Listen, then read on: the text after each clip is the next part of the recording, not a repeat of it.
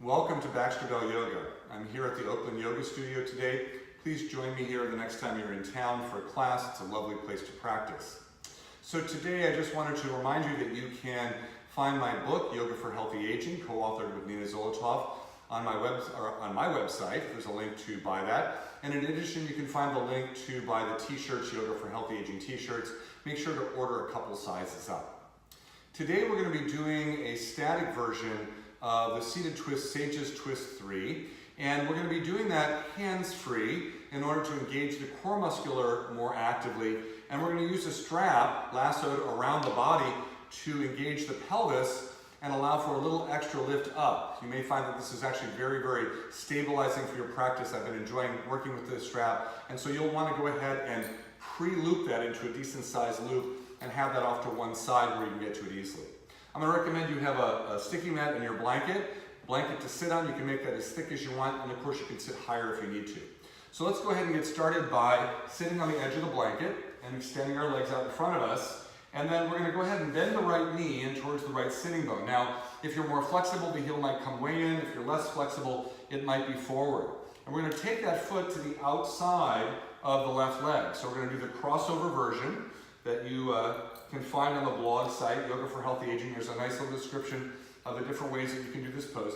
And then you're going to lasso your torso, and you're going to bring that strap down towards the lower waist and towards the lower shin, so that the strap is about parallel with the floor, but most importantly, it's right across the lower hips. And then once you're there, you're going to cinch it in a little bit so it's nice and snug, and then walk your bent knee foot forward a little bit, putting some pressure against the back of the sacrum to pull it more into the upright position. Then from there, lengthen up from the sitting bones to the crown of the head, and bring your arms up into Burbling position. So I mentioned that we're going to do this hands-free in order to engage the core musculature and the spinal muscles more actively than when you use the hands. So arms in Burbling position, and then on an exhale, just slowly begin to turn a little bit towards your right. Now, you may not turn as far as you normally do here because you're not using your hands to help you go further than your own core musculature can take you. But if you listen in, you'll notice, wow, there's a lot of work going on in the belly and in the back to help turn my body to the side. So arms relatively even with the shoulders, spine nice and tall. Periodically press that front shin bone into that strap to keep that little levering action on the pelvis, which usually feels really good for the lower back. Now that's been about 6 breaths or so. Let's unwind, bring the fingertips down, and then I'll reach down and loosen the strap a little bit or slide it up and off. Taking the legs out, you might lean back and bobble your knees a little bit. Let's repeat that on the second side. So we're going to bend the left leg, we're going to cross the foot to the outside of the right leg, and then we're going to put our strap in position, sliding it down onto the shin bone, pretty close to the ankle, and on the lower hips. So we're not going for the high waist, but that little bony waist, and then leaning forward just a wee bit, cinch your strap a little bit, and at the same time, wiggle the left foot forward. Get a nice lift in the body. You can use your fingertips to help with that a little bit. And then on an inhale, bring the arms up, and as you take your exhale, we're going to turn toward the bent knee. So to your left, keeping the spine lifted, keeping a little pressure of that bent shin bone forward into the strap, turning from the core. And watch out for the arms getting ahead of the ball game. So arms in line with the shoulders.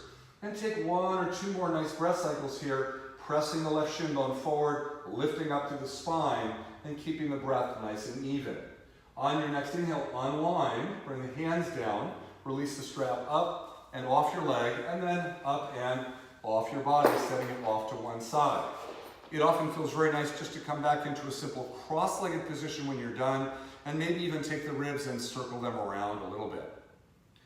So that's our pose for today, a variation of Sage's Twist 3 that's hands-free and utilizes a strap to create more stability and lift in the spine. Play around with that, see if that feels nice for you, tinker with it. It's challenging sometimes to get the strap in the right place, but with practice, you'll get better at that. So that's it for today. Please know that you can follow me online at baxterbell.com and the blog site Yoga for Healthy Aging. Keep in mind also I have longer practices on the practice channel at the website yogayouonline.com. Thank you so much for joining me, and I'll look forward to seeing you next time. Namaste.